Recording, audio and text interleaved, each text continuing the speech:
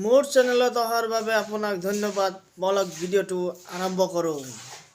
মই সদায় কৈ আহিছো যে education has to be student centric. Education cannot be teacher centric. Education student centric হ'ব লাগিব। য'তেই ছাত্ৰ থাকিব তাতে খেদি খেদি স্কুল যাব লাগিব। আজি বাগবৰত কলেজত পঢ়া ছাত্ৰী আছে, আমি কলেজ গৈ খেদি খেদি স্থাপন কৰিছো। চেঙাত কলেজত পঢ়া ষ্টুডেণ্ট আছে, আমি কলেজ খেদি খেদি স্থাপন কৰিছো। দল আপুনি নিশ্চয় ভিডিঅ' ক্লিপটো দেখা পালে। মাননীয় মুখ্যমন্ত্ৰী হিমন্ত বিশ্ব শৰ্মাই কি কৈছে, য'ত য'ত ছাত্ৰ ছাত্ৰী আছে কিন্তু স্কুল নাই, শিক্ষক নাই, তত 1 ঘণ্টাৰ ভিতৰতে স্কুল খুলি দিয়া হ'ব যদি কোনোবাই সেই স্কুলৰ বাবে আবেদন কৰে।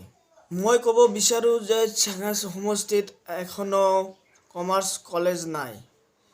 তেনেহ'লে আমাৰ চেঙা সমষ্টিত এখন কমাৰ্চ কলেজ খুলি দিব লাগে। যদি ইয়াতে বহুতো ছাত্ৰ ছাত্ৰী আছে কিন্তু এখনো কমাৰ্চ কলেজ নাই। আপুনি যিমান সোনকালে পাৰে এখন কমাৰ্চ কলেজ খুলি দিব, তাৰ বাবে আমাৰ বহুত আশা থাকিল। গাঁৱত কলেজত পঢ়া ষ্টুডেণ্ট আছে, আমি কলেজ খেদি খেদি গৈ স্থাপন কৰিছো।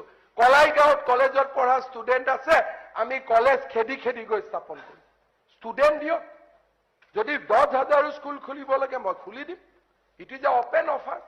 যিকোনো MLA মোক আহি কওক যে মোৰ এইখন LP স্কুল, ইয়াত মোৰ 100 জন ষ্টুডেণ্ট থাকিব, গভৰ্ণমেণ্ট আপোনাৰ ঠাইত যদি স্কুল কলেজৰ অভাৱ আছে তেনেহ'লে MLAৰ দ্বাৰা আপোনালোকে আবেদন কৰিব, তেতিয়া আপোনাৰ ঠাইত স্কুল প্ৰতিষ্ঠা কৰি দিব চৰকাৰে।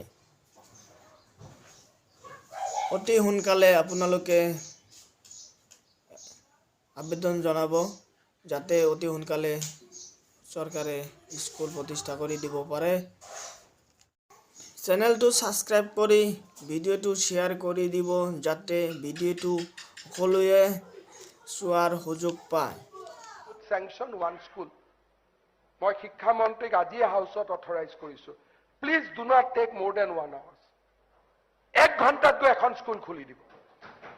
1 hour, just take 1 hour। যদি কোনোবা MLA কয় যে মোৰ ইয়াত 100 জন ছাত্ৰ ছাত্ৰী আছে, সম্পূৰ্ণ চোৱাৰ বাবে আপোনাৰ তাত অনুৰোধ থাকিল।